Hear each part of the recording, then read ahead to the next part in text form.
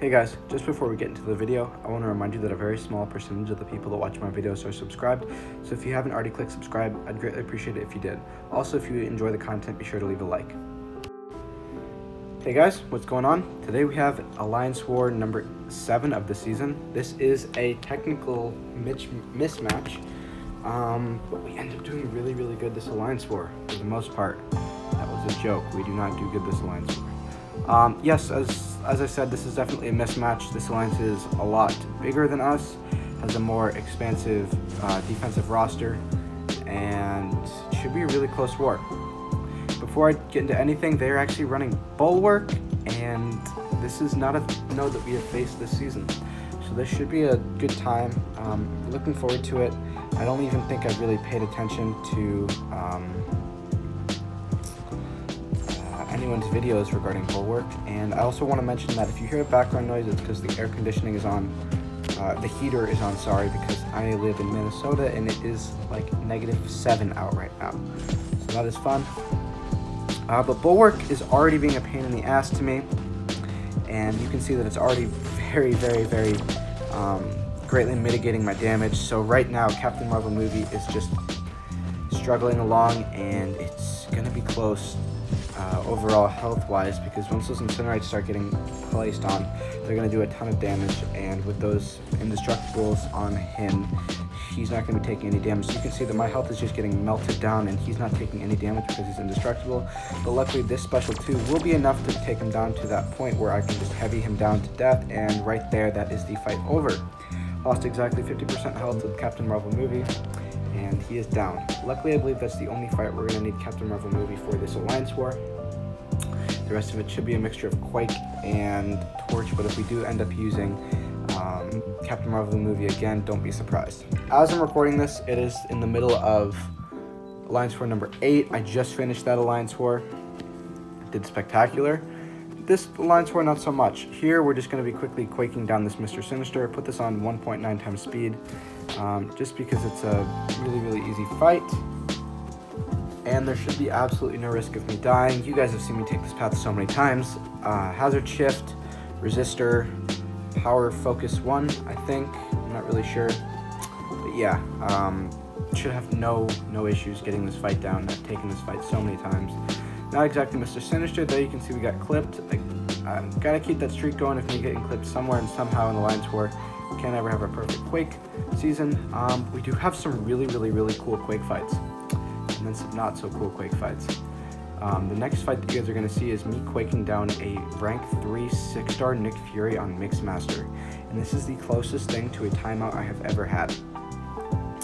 We throw on some boosts here, and this indestructible is definitely worth it. We throw on some boosts here, and I think if I don't put on boosts, then I would not have been able to take down this Nick Fury, just because of how long it took just in general. We're going to have this fight on 2.5x speed, and you guys are just going to see how long it really takes. Overall, quaking Nick Fury is not the riskiest thing. You basically just don't want to get hit. I had to put this fight on 2.5x speed just because of how long it already was. You guys can, you'll see it in fast, but I do make a couple mistakes. You guys won't really be able to see them. I just really wanted to get this fight sped up, because no one wants to watch a 4-minute Quake fight against a Nick Fury. You guys can, I'm sure, experience it for yourself. That was a lucky screw up there that he didn't come in and punish me and put on a light bleed. That would have done a ton of damage. Luckily, we're just going to get this guy down nice and slowly. Those aftershock cycles are really doing nothing, so it's going to be a long fight. We're already 2 minutes in, and he's not even in the second phase yet.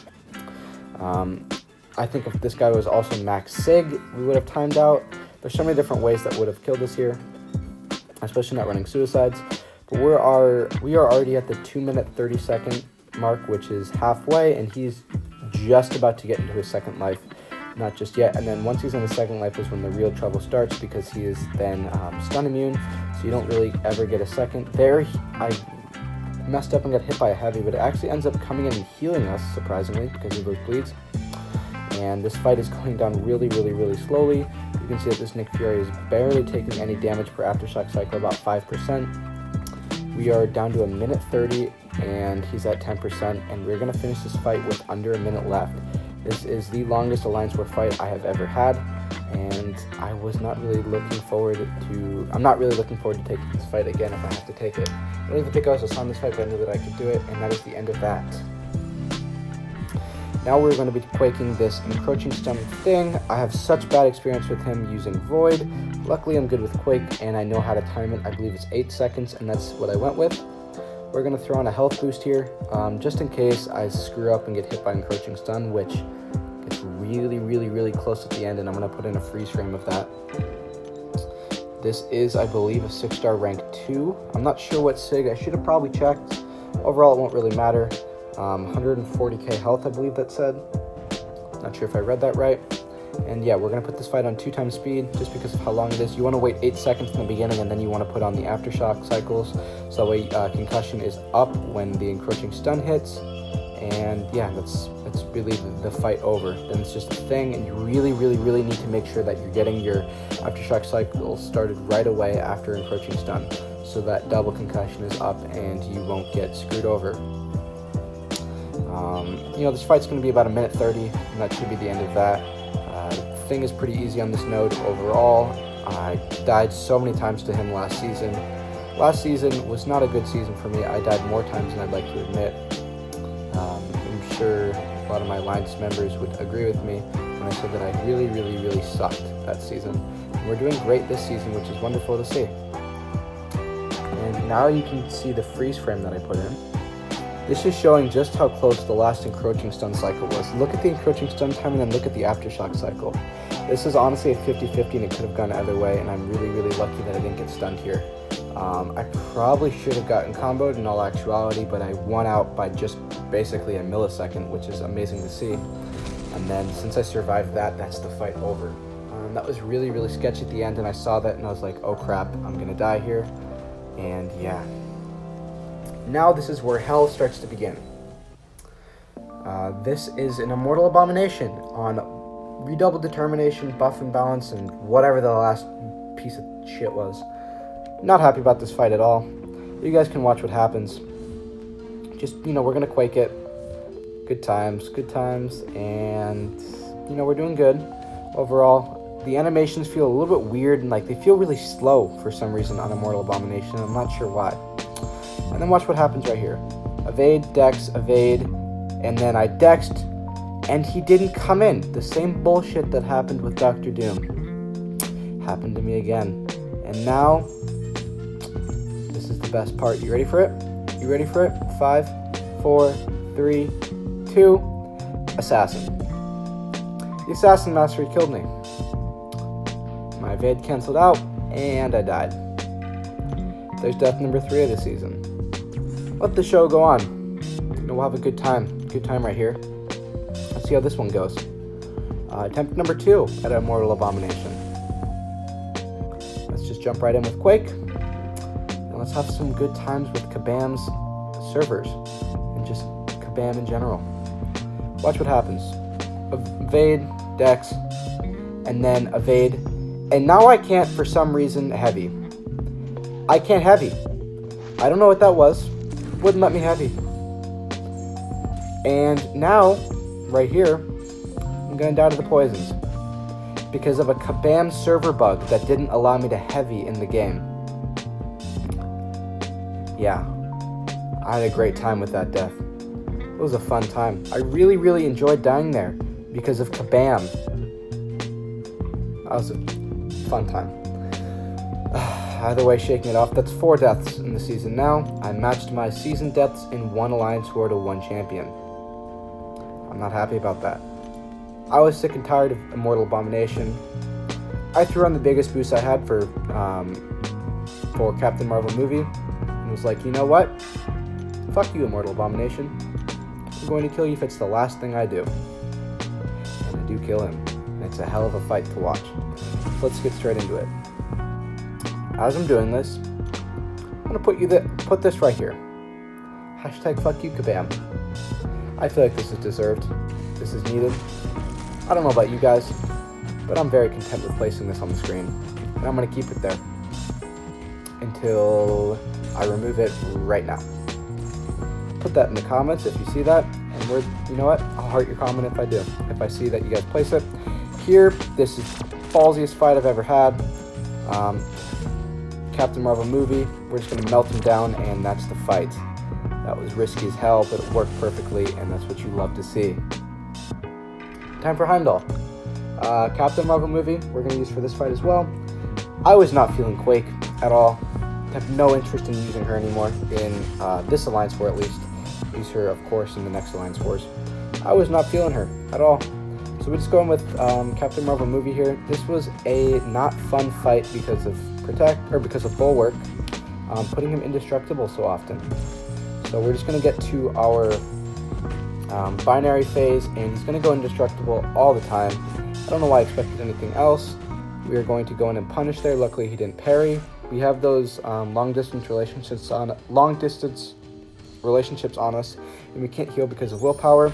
So we're gonna drop a special 3, and that'll be our main source of damage in this fight. We're just gonna nuke him down with these. We threw so many special 3s in this fight. That was the only way we could really hurt him, because he just bypassed everything else. This was not a good time. There, I got parried. He comes in, he smacks me in the face, and that's where we're at. Another special 3 just to heal up and to do more damage, and that's how we're gonna kill this guy. That's really, I think, the only way I could do it, because I think that special 2s would trigger Bulwark, and him already going indestructible every time I hit him basically is not a great time. So we're just going to let that power gain that comes from the special 3 push us back up to another special 3, should I say. And we're just going to spam them over and over and over until this guy is dead. Unfortunately, he gets triggered by his indestructible there, and we're just going to try to heavy and try to get back up to max binary stacks. And it ends up falling off. No, it does not. I'm sorry, I mistaken that. We're going to hit him with another heavy right here, just trying to keep those binary charges up, and they're going to fall off right now. So now we're going to be throwing special 3s. They're not going to be doing as much damage, but they're still going to be doing some, and some is all we're going to need since he's already down to 30% health. This should be, quick enough, and it shouldn't be that bad of a fight, but I'm not really looking forward to ever taking this fight again if I do. These were some annoying fights for sure. Bulwark is a pain in the ass to deal with. Not as big of a pain in the ass as Protect, but it's not a fun time to deal with, especially with these guys' rosters where they were so expansive and large. I'm just going to keep throwing these special 3s, nuking them down nice and slowly. This is probably the least exciting fight you guys will watch, this Alliance War, and I'm definitely sorry about that. It is really long, it is really boring, and that is how Bulwark typically is. We're going to get right back up to binary right here. We're going to go in, we're going to finish him off. He gets Bulwark on 1%. Do I expect anything else from this? No. Am I salty about it? For sure. I'm about as salty as Seaton is when he pulls a 3-star out of a Cavalier Crystal. Now looking forward to the next fight, which is a Mordo with Human Torch. This is not a good time with kinetic transference and with I don't know what else he has. I don't think I showed the notes. Kinetic transference, power from afar, and opportunist. This man's going to be gaining faster than Seaton's wallet is being drained.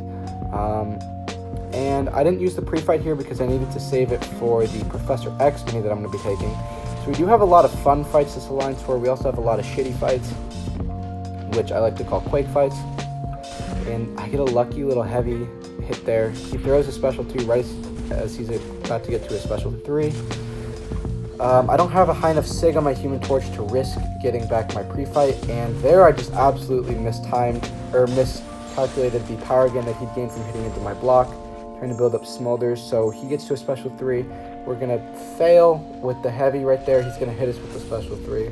Luckily, Mordo hits like a noodle, so there's absolutely no way I could ever die from his special 3 with a full health torch. I do think we actually get a little bit of reverse healing. No, we don't.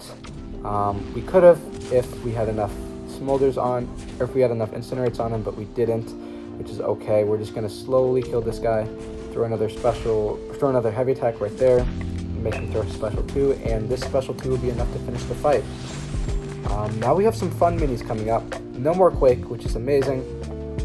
We're going to be using Human Torch on the Professor X mini, which is coming up, and then we are going to be using Human Torch on, I think, the middle mini as well. I forget who it is. No, we're going to be using Captain Marvel movie again on that rank 3 6-star Killmonger Sig 200.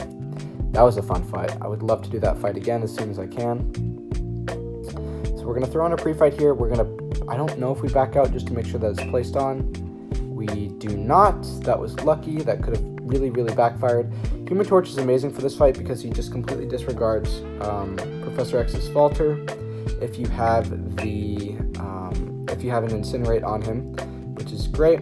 Also, he will build up your Smolders with his medium attacks because they're energy based.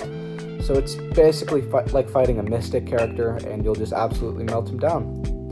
I don't know what happened there. I got smacked. Now I'm down to 30% health. This was risky. This was not a good time.